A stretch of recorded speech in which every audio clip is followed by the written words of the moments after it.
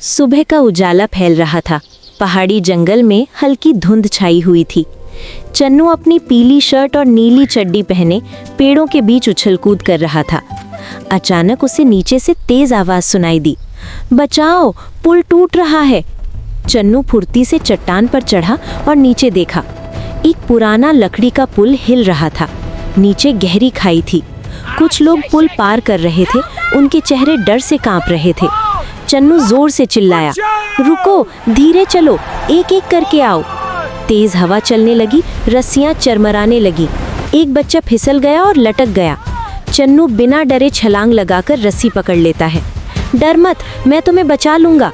वो अपनी पूरी ताकत से बच्चे को ऊपर खींच लेता है। सब लोग सांस रोककर देख रहे थे। आखिरकार बच्चा सुरक्षित पुल पर आ जाता है। लोग राहत की सांस लेते हैं। तभी पुल का एक हिस्सा टूटकर नीचे गिर जाता है। सब घबरा जाते हैं।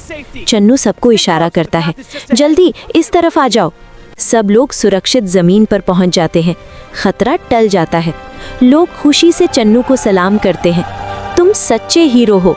चन्नू मुस्कुराता है और छोटा बोर्ड उठाता है, सब्सक्राइब।